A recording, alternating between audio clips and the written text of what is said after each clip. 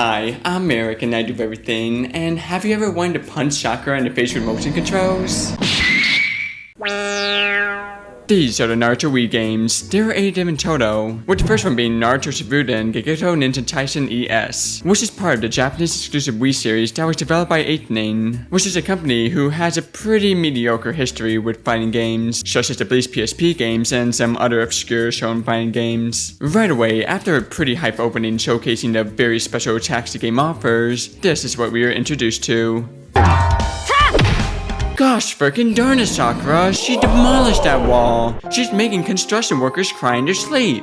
After selecting the story mode, right away we agreed with, well, the slowest way to tell a story ever.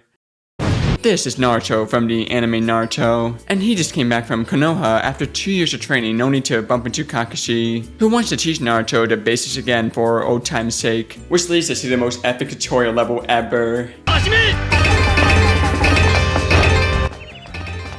Okay, it's not that epic. After a relatively quick tutorial level, we engage in our first fight with Kakashi himself, which, oh my goodness, the gameplay of this game is pretty fantastic. You got your basic and special attacks that are pretty faithful to each character, but the clear star of the show are the special moves in this game. Unlike the previous Naruto games, this game utilizes the power of the Wii Remote to allow you to interact with the superpower by waving the Wii Remote and nunchuck in various ways in order to maximize the amount of damage done to your super attack, which was just so satisfying and made me feel like a total legend. This game somehow combined a strange controller that is the Wii Remote and turned it into a balanced and fair fighting game filled to the brim with punches, blocks, special attacks, and a really cool dodging mechanic that counterreacts to spamming attacks. Meaning Timmy can't spam attack me ever again.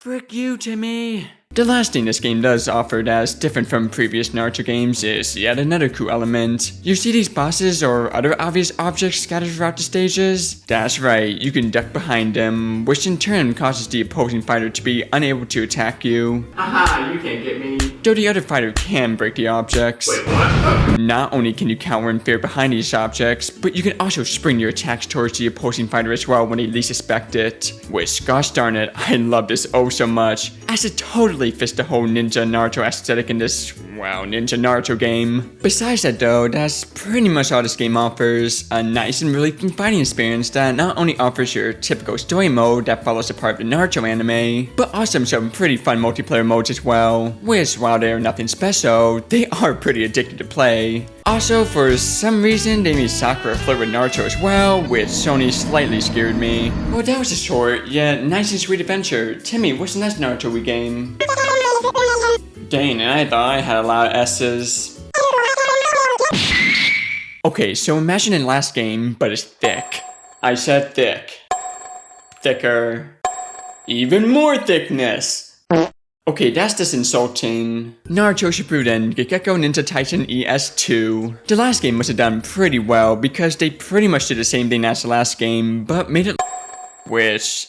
You know how I said the last game had tons of mindless tests as a story mode? Well, ladies and gentlemen, this game takes it to a whole nother level with 2 hours of story modeness. Which, when a game is forcing you to sit through 5 minutes of story only to play a 1-minute battle, it does get annoying fast. Like, gee whiz, Dara, I don't care about your frickin' strange taste of seating with your different on whatever the frick that is. I want to frickin' fight! And guess what? They somehow made it fighting worse than last game. You know the awesome motion-controlled special moves from the last game? They completely got rid of that. Okay, calm down, Eric. It was not all bad. There were some improvements. Like the fact that there are now astral objectives within the story mode, like having to defeat someone with a specific move or within a set time. Some people might have a problem with it, but I personally loved the nice challenge that the last game was lacking. Another thing I really liked was another change within the overall gameplay was this cool new feature called a hand sign system, which if you hold a dodge and throw button at the exact same time, you enter into this cool stance that will allow you to swing the remote left and right in order to boost your attack or defense power for a short amount of time. This was honestly a nice touch to the game, as yet again, this game really ensured that at least it has the fact that it's a nice homage to Naruto going for it. The only downside is the fact that Sakura is the main menu girl yet again. Other than that though, there really isn't any difference from the last game, but it's still an amazing game. Though I do hope the next game in the series, Naruto ES3, has something different and unique to offer. Well, let's find out, shall we?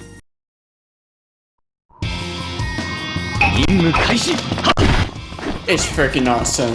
Naruto Shippuden Gekitō Ninja Taisen ES3. This game is a huge improvement from the last two games, as not only do you have the improved and new moves from the fighting aspect of this game, but the story mode in this game got a huge makeover. Well, besides the fact that Sakura is yet again the main menu girl. Firstly, the story mode in itself. Instead of a boring 5-minute long glorified frickin', well, we instead get a full-fledged animated cutscene using the 3D models from the game. Another huge improvement from the last game is an all-new mode which makes its way into the story mode in an all-new mode called the Hurricane Clash mode, which puts you in this linear maze-like aspect where you must get from one place to the next while avoiding a horde of ninjas, which is pretty cool besides the fact that I now get PTSD whenever I see a maze in a coloring book. One really cool thing about this game mode in particular is the fact that they somehow implemented the same moves from the fighting aspect of the game, meaning you don't have to learn a new moveset despite the differences with the game style. I'm sure some people might be disappointed with this game mode, as yes, it's not like it's an open world 3D planet field where you get to explore a variety of Naruto locations, but still, I had such a freaking blast with this game mode. But wait, there's more. No freaking way. That's right, the fighting aspect has yet another new feature, which is a Sensei Nakiri feature, which not only sounds like something that will kill me, but is also a feature that when you are about to die, you glow a certain color that provides special effects to people, such as Naruto's strong attacks not taking up MP. This is something that has saved my butt time and time again in the story mode, and it's something that's really nice to have, especially since, man, this game is freaking hard. Like dang, did he really just make a kid's fighting game so hard that even I, the legendary ladies man gamer, can't beat it? What? Yeah, I guess you're right. I just wanted to look cool. Other than that, that's pretty much all the changes from the last game. Is literally just the last game, but with those cool new features I mentioned. Anyway, Timmy, what's the next game? Of course I am, but it'll be hard to top the last game.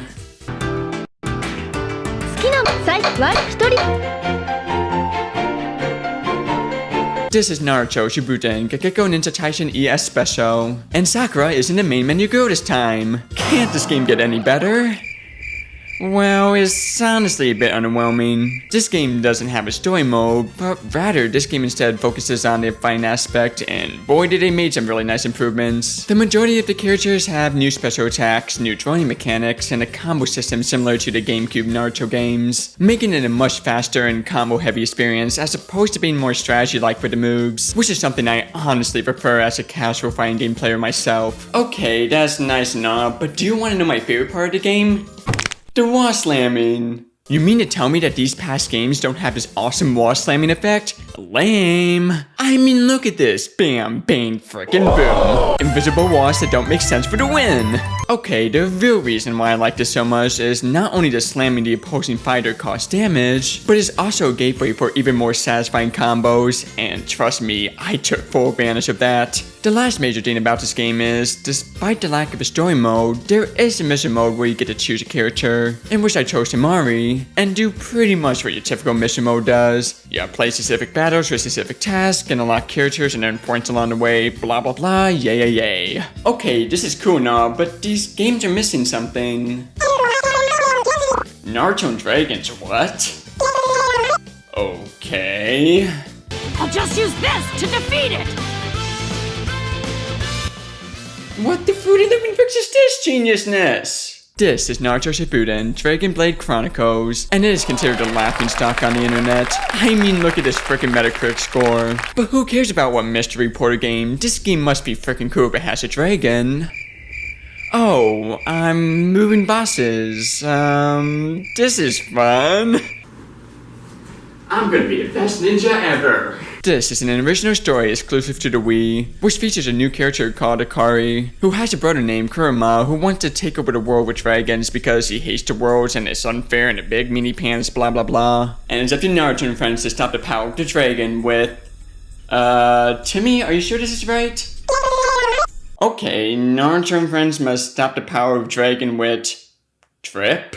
Dang, Naruto got drip. The reasoning for this is so that he can not only look fashionable while being the frick out dragons, but so that he can wield the power of the Dragon Blade as well, which is a new weapon of Naruto that allows him to defeat dragons and use the power of elements to destroy enemies. Overall, the cutscenes of the game are actually pretty cool, though I do get why people complain that it should have been a movie instead. As if 10-minute long Wii cutscenes aren't your thing, yeah, you might want to sit this one out. But wait, what about the gameplay, you might ask?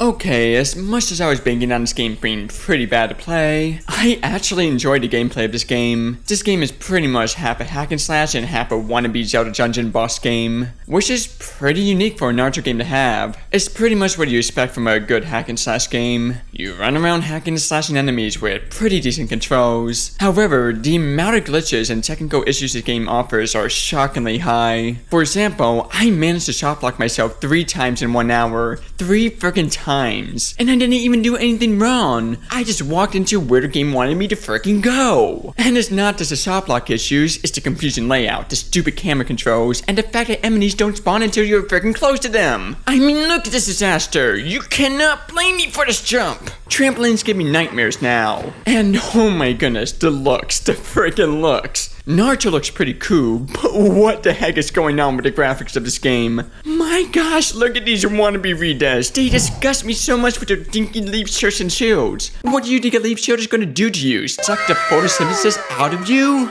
God, I feel like censoring these things. It's a buggy, glitchy, unbearable mess, which is such a shame. Because not only did this game have so much potential, I mean, do I really need to go into detail about how cool Naruto facing against dragons would be? But also, when you weren't coming across bugs and glitches, it was honestly an enjoyable experience in game. Fighting the dragons in this game was the highlight of playing all these Naruto Wii games. And while it's nothing special, it doesn't need to be. It just needs to work. And it doesn't work. It just doesn't work, okay? I shot blocked myself in this game many times. Let's just move on to the next game. I am done. These are the Naruto Clash of Evolution games, and these are a bit strange, as the first and third game are just glorified ports of the Japanese exclusive Naruto GameCube 4 and Naruto ES game with minor improvements, which I already went over, so I'm not going to talk about these games. However, the second one actually has some unique features and an original story mode. This is Naruto Clash of Evolution 2, and this is the perfect Naruto Wii gameplay in my opinion, as it does everything right from the typical gameplay we are used to with cool new features, and the original story mode with short cutscenes with the Wii engine that are pretty cool and actually intriguing to watch. The story centers around Lady Tsunsure and her friend Kagura, whom the latter wanted to be the Hoksuke and wanted Lady Tsunsure to train her. But Lady Tsunsure refused, thinking Kagura didn't have the potential due to her attitude. This in turn causes Kagura to go all crybaby mode and steal script at the change of the Jitsu that allows the person using it to mind control people into thinking their friends are foes, which in turn causes Kagura to use it on the majority of people in the Hidden Leaf Village, and it's up to Naruto and a few other people to stop the borders causing the spell and defeating Kagura. This in turn causes us to fight pretty much everyone in the village in a way that doesn't seem forced, and I freaking love it. Beating up your family and friends is so much fun.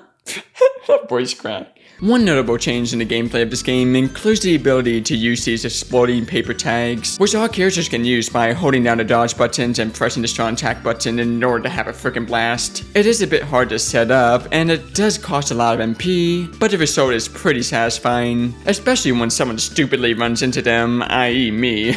Another cool feature is something similar to what Super Smash Bros. Does in terms of stage swapping, but instead of controlling it in the game, you instead have to knock the opposing fighter with a strong attack in a specific location to knock them to another part of the stage, making the stages have so much more variety. With everything I mentioned in combination with the 35 characters, with 7 being original, and 30 friggin' stages, this is the to-go-to Naruto Wii game. But there is one more issue I need to mention. Sakura's still the main menu girl.